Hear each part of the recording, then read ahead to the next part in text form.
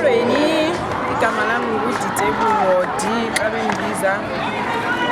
uDitebu usebenzela i-Roots, i-Growing Roots. I-Growing Roots indawo sisebenza kakhulu ngabantwana. Abantwana especially abantwana abancinci abahlala around ifield. Sibanceda hlobo lokuba sizama ubasusa esitratweni then sibabize phakathi. I-Roots inento ezihlukileyo ezenzayo. Sine-after school program.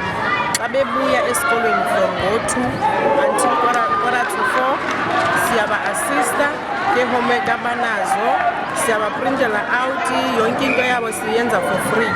Sinayo ne-playground, abafuna udlala sinalo icala abadlala kulo, abafuna ukwenza i-homework siyabancedisa kwelinye icala. Then siphinde ke ngoku sibe nayo ne-internet. I-internet yethu i-for free for now.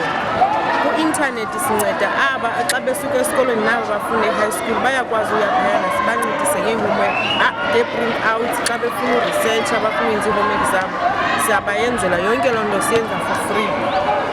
Siphinde sibe nayo ne-holiday program yabantwana abancinci nayo siyabafaka xa kuvalwe izikolo. Umzekelo ngoJuni kuzawuvalwa izikolo, sizawubabiza babe phaya e-Roots from ngo-9. Siyabaseva ke i-breakfast ngo-9 then baphume ngo-3. So bayadlala phayana e-Roots imini yonke bade bayophuma i-aim yethu kukuba sibe nayo ne-lunch but sisazama asikafumani kakuhle uba sizayenza njani because bayadinwa balambe from ngo-9 kuyofika elaa xesha lika-3 bengekaki. So sisazama sibenzele ne-lunch but sizawubona ehambeni kwexesha. Sinayo ne-tournament, i-soccer tournament isaqala ke nayo yalapha e-Roots.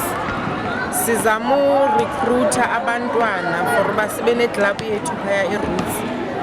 So namhlanje yi-first tournament yethu. Siplana ubana every last Friday of the month sibe nayo i-tournament for abantwana. Kodwa during the week baya practice. Sinayo ne-WhatsApp group siyaba-update because asi-practice every day. So xa kuzawupracticewa ngaloo mini siyachaza phaya egrupini ubana namhlanje abantwana bazawungena for practice. Kodwa i-tournament yethu yona yenzeka every Friday, every last Friday of the month. Like umzekelo namhlanje i-31st of May, so sine-tournament. Next month again, the last Friday of the month sizawuphinda sibe nayo njalo. Singayithanda inkxaso ye-community like umzekelo namhlanje actually i-tournament yethu sifuna uyishifta ibe on Saturdays because siya-understand that during the week like namhlanje Friday abazali basemisebenzini abanye abakatshayisi. So at least xa i-Saturday siyayazi uba abanye abantu bakhona.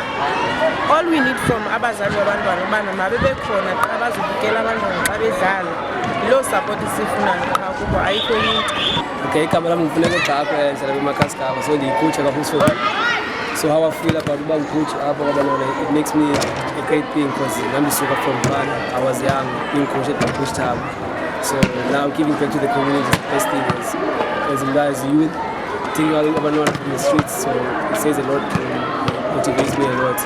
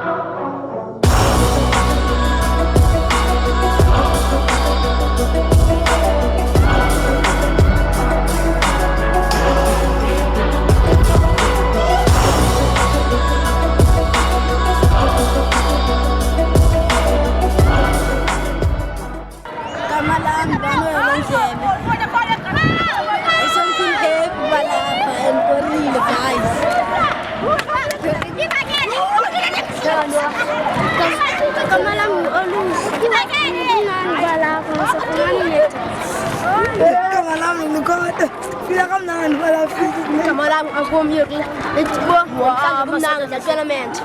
Igama lami oluthando. Kodwa kuhlungu nje. Igama lami yikho lena lenzayo. Igama lami I am the hips.